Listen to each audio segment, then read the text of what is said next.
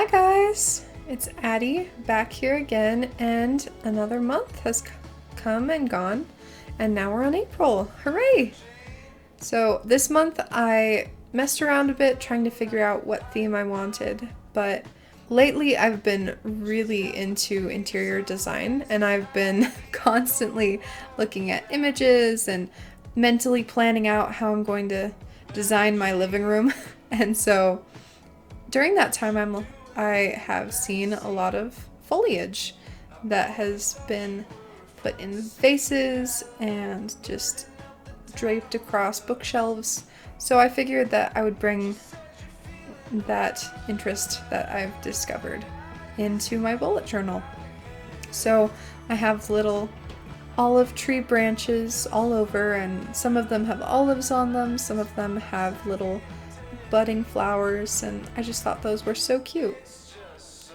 So this month the quote I chose was, "Kindness is a language the deaf can hear and the blind can see." And on Pinterest it says that Mark Twain said that, which it's not always the most accurate, but I figured I'd go with it because I don't know any better. So it was really fun to kind of pare it back this month. I noticed last month was really fun, but I got a little exhausted trying to do the painterly designs on each spread, and so I wanted to keep it simple this month. Lots of little line work, and I did some rough colors over top of them.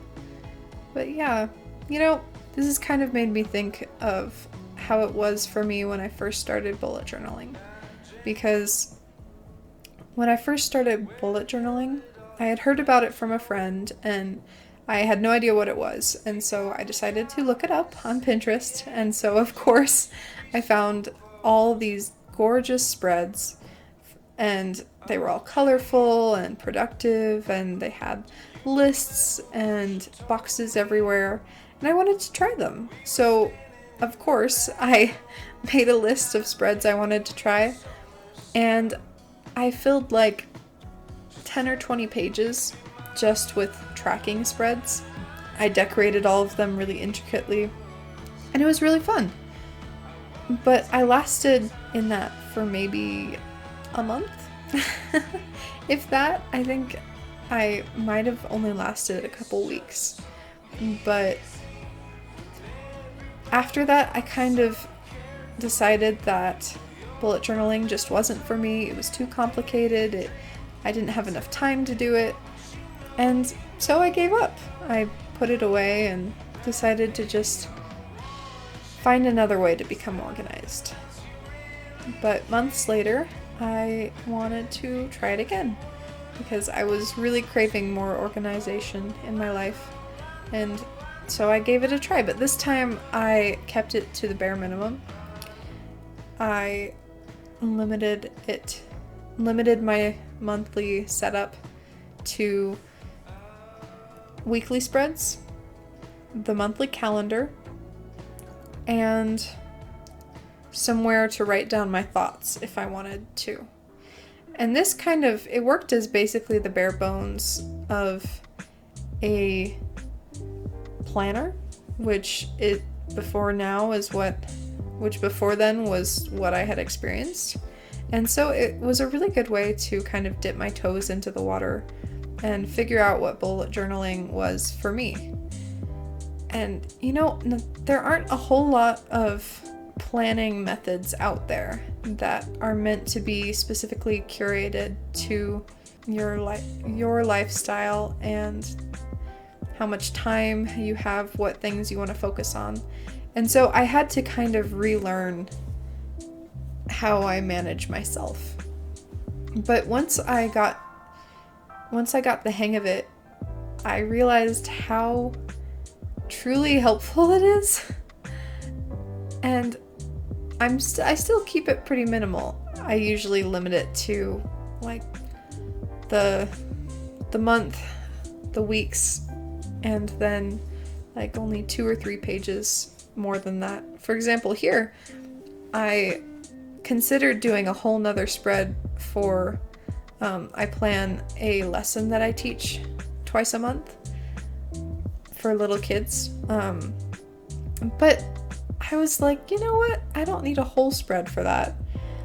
And so I created a little space next in my calendar for it. And I haven't used it yet, but I'm hoping that it'll work really well. And if it doesn't, then next month I'll know that I'll need more space. I feel like I have the expectation that when I start something, it needs to be perfect or I need to figure it out right away. And that's probably been the case in other things.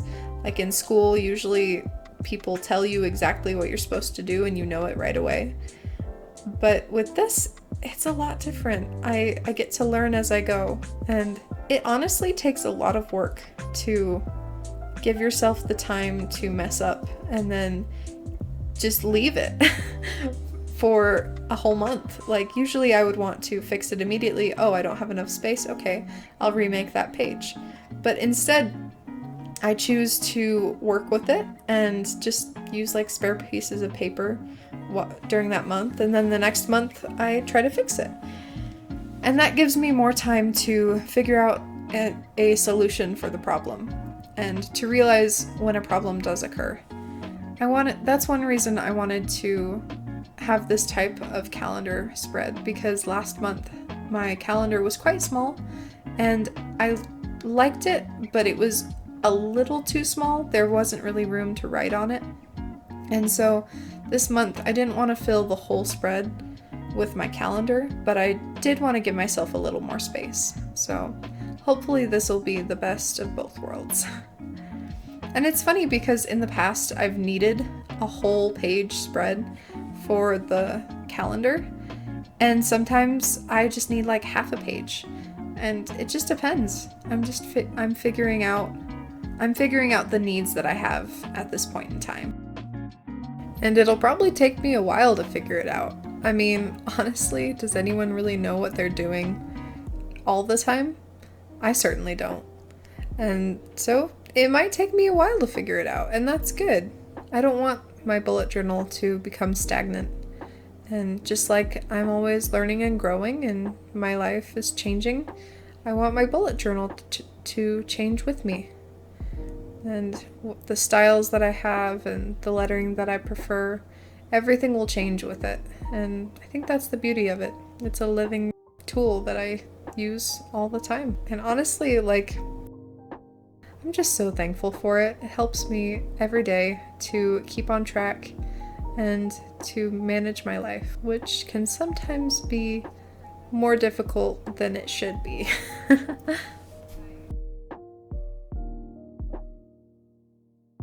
So I always do a brain dump. If you've been watching for a while, you know that. I use it to unload my thoughts and just basically I discard any toxic anxieties or fears, and it's not really a fun thing to read afterwards, but it's fun to look at. I love the aesthetic of a whole page just chock full of like writing. It just makes me feel so, I don't know, warm and fuzzy, which is strange because usually the spread is full of like just negative stuff, which is why I don't read it afterwards. But it's good for me to get that negative stuff out of my brain so that I can fill it with positivity and optimism. Because those are things that don't come naturally to me. And so I have to get rid of the bad so I can bring in the good. So with this next spread, I started it last month, and it's a YouTube planner, which I've been really enjoying. I have a space for each of the videos I post each month. I post on Fridays, usually around noon. And so, yeah, I mix it up between pen pal videos and bullet journal videos. Basically, if I have something on my mind, I'll try to bring it into whatever the video is, or I have family that is getting into bullet journaling, and so sometimes they ask me questions and I try to answer those with my videos, but I actually lost some of the footage for that. So here's how it turned out. I really love it. I think it'll work really well for me, but yeah, sorry I missed out on that. Same with this spread. I have some of the footage, but I usually record with a combination of my GoPro and my iPhone. And so my GoPro, I accidentally turned it off at this time. I don't know how I managed to do that, but so the footage here is from my iPhone, which, I mean, I like it. The lighting is really nice, so that's good. But if you're confused as to why I don't show the whole process, that's why. So again, this month I'm limiting it to only 4 habits that I'm tracking. And I could easily do more. I have in the past, but it bogs me down. And then if I miss a day of looking at my bullet journal, which sometimes I do, sometimes I just want to be lazy with my husband. And so then I get all like, oh no, did I do this? Did I not do it?